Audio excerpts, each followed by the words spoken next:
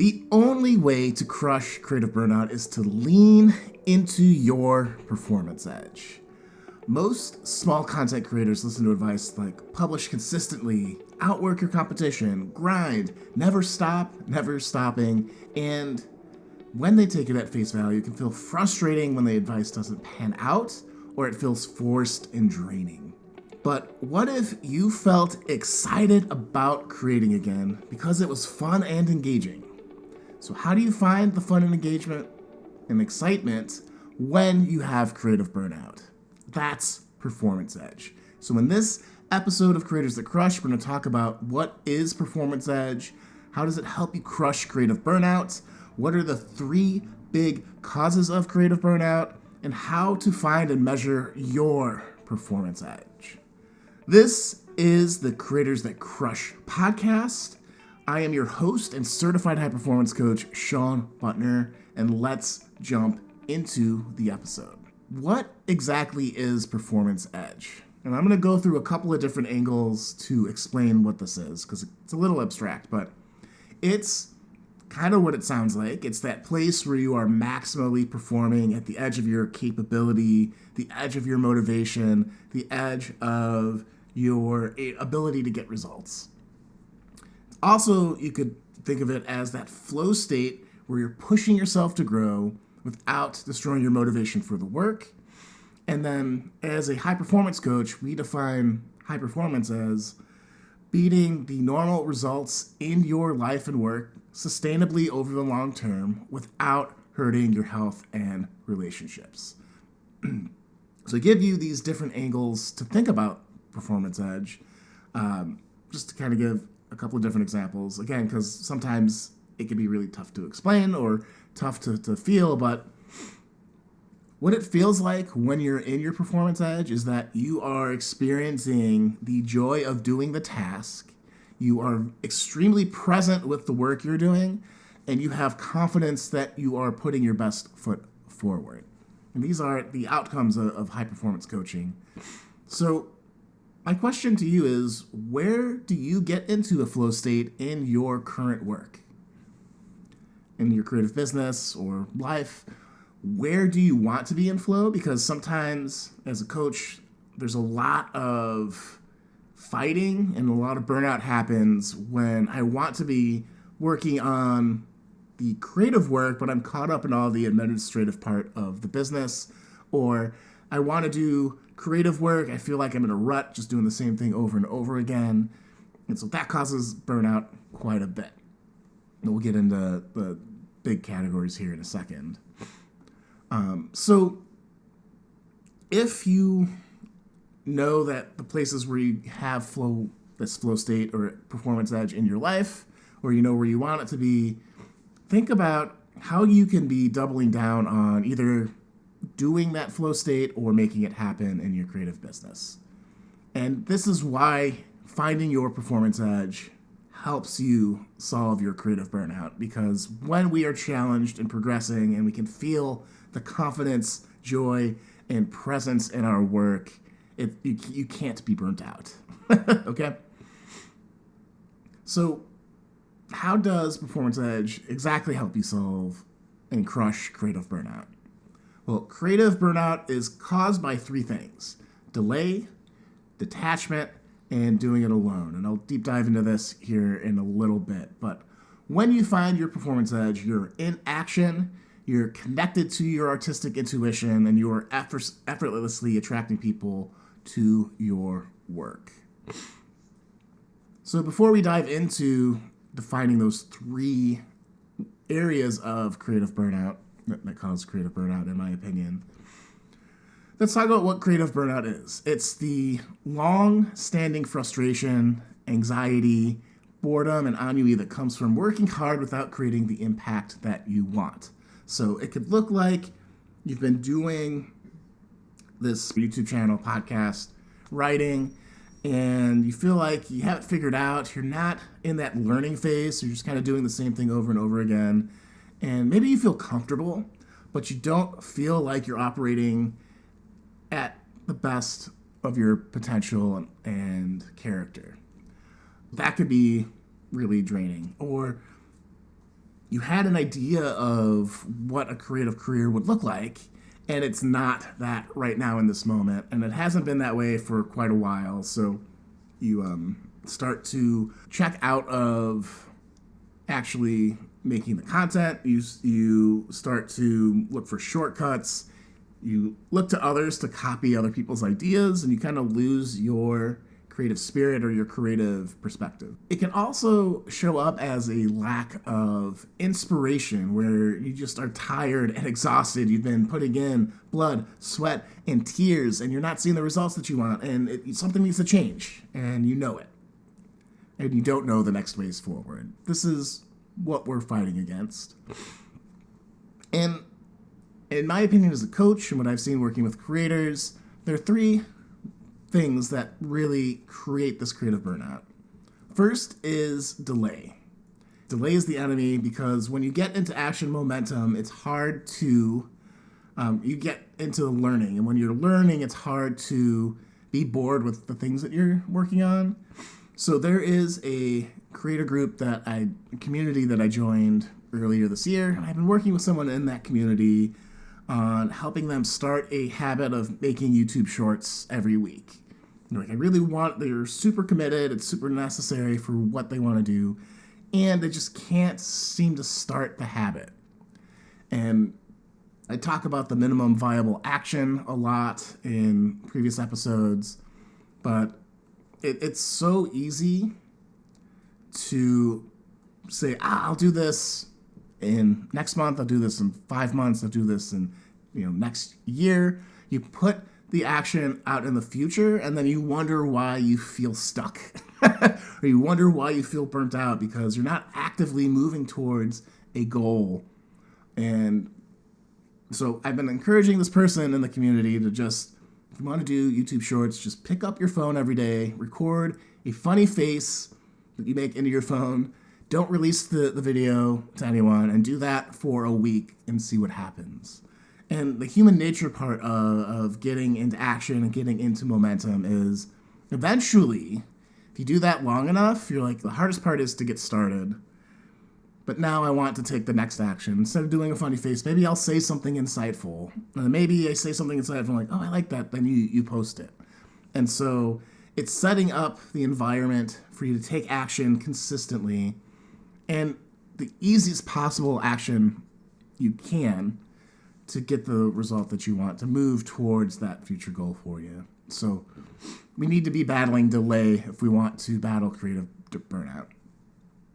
The second thing is to follow your artistic intuition, because as soon as we get detached from the work we're doing or how we help our audience and people, we, and start going through the motions, the more burnt out we feel. And I have a really exciting episode with somebody that helped me out earlier this year on the podcast.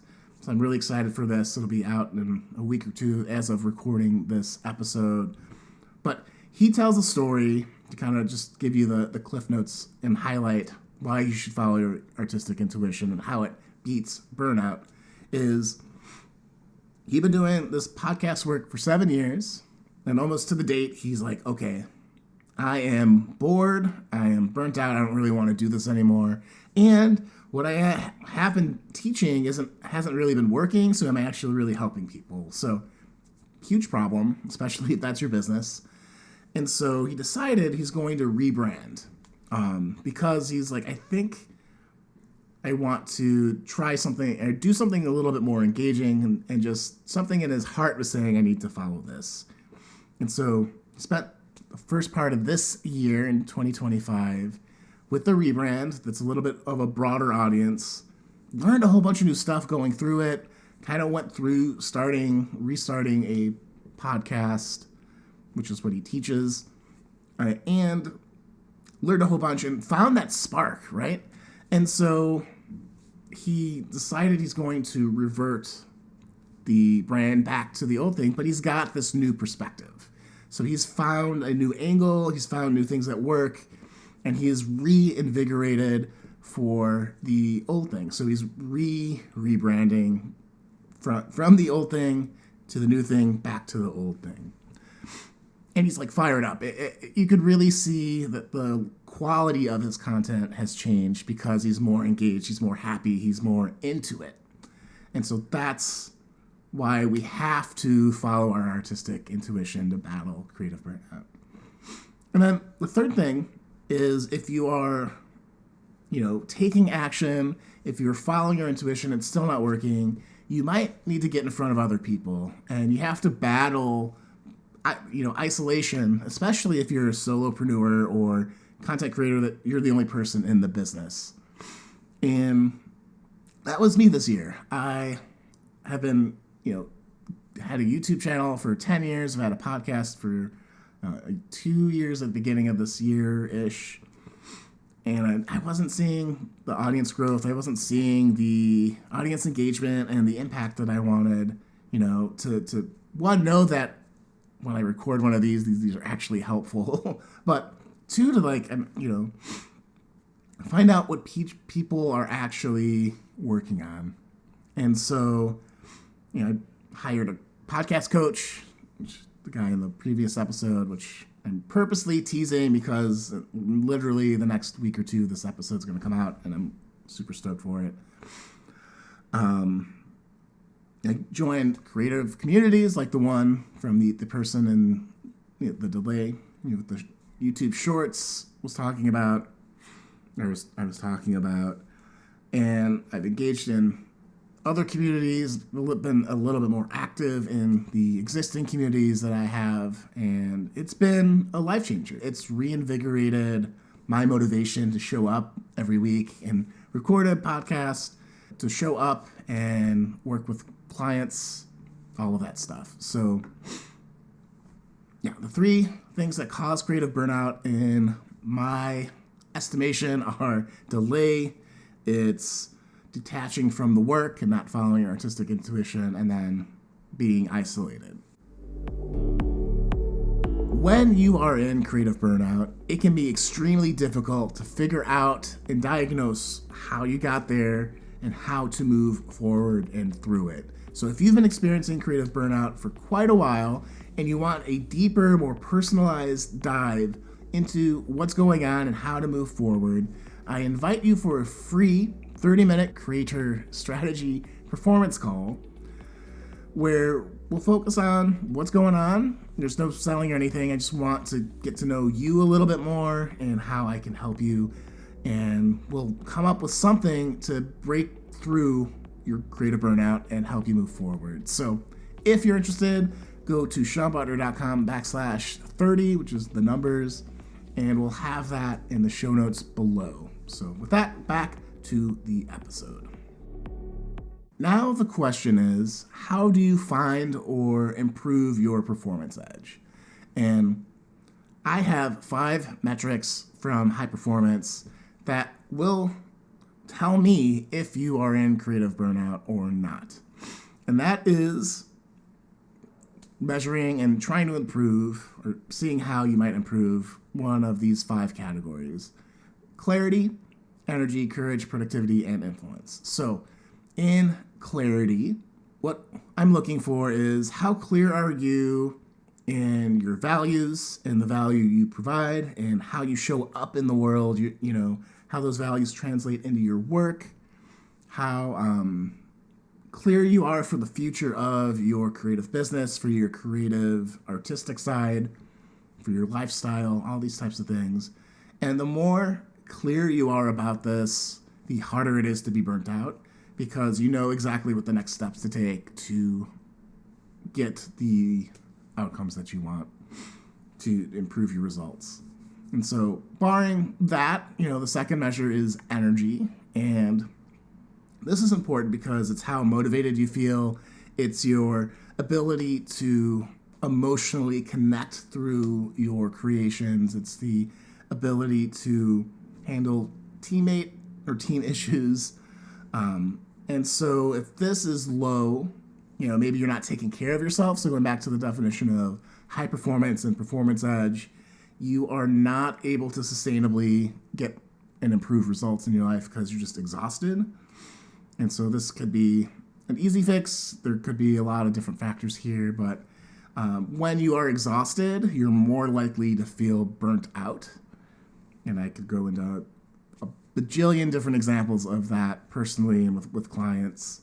But I'm sure if you think about it, it's probably true for you. If you can think of a moment where you felt burnt out. Third thing is, where are you decisive or indecisive in your creative endeavor? So how courageous are you in making a decision and following through? And so if you have the clarity, you have the motivation and energy, and you're afraid, this is really the measure of where are your fears getting in your way. And so the work here is to discover, uncover those fears.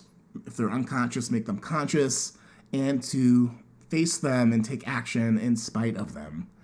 And this comes up a lot in burnout, and too much to go into this episode here.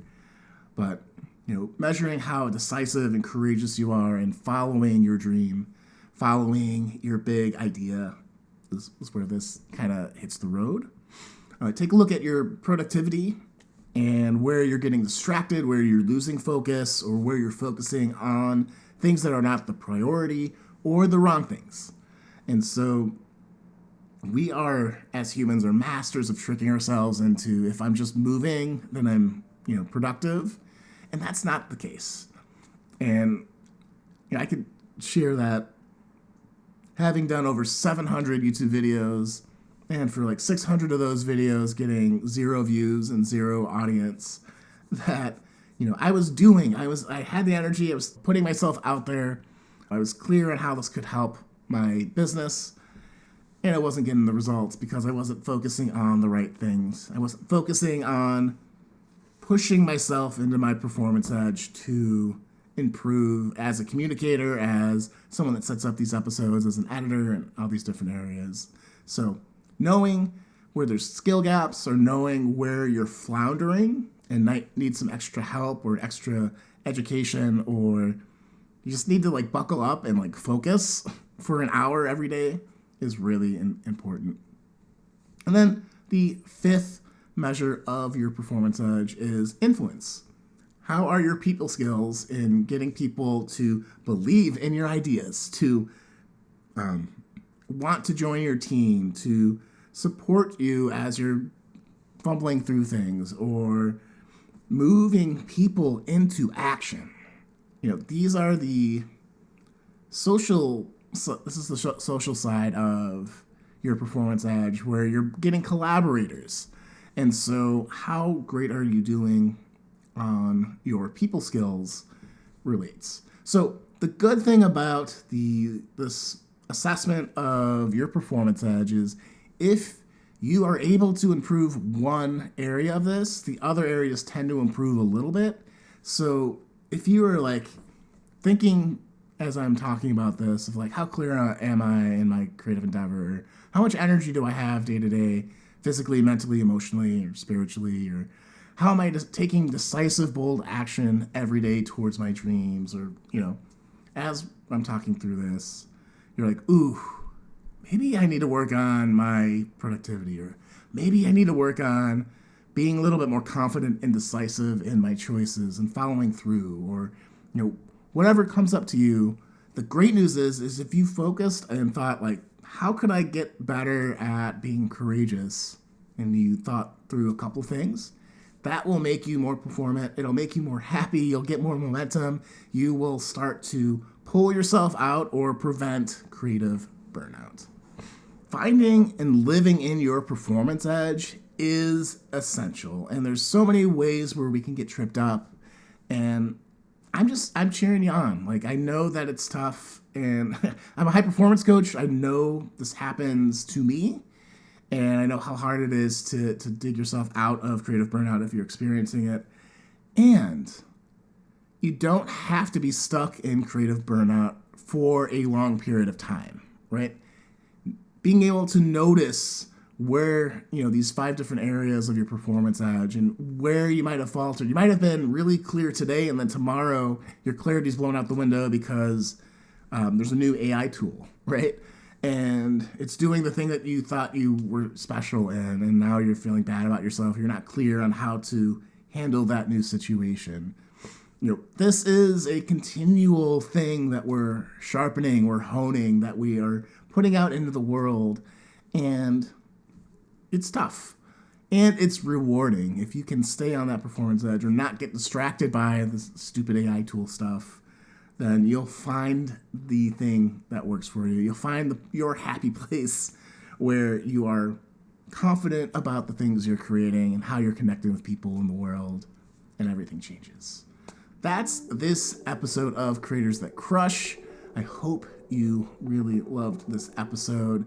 If you did, you're gonna love this 7 signs of creator burnout. So if you want a different set of, or different perspective on how to figure out if you're in creative burnout or not, this episode's definitely for you. So check that out in the show notes or over here on the YouTube channel. And we'll see you guys in the next episode.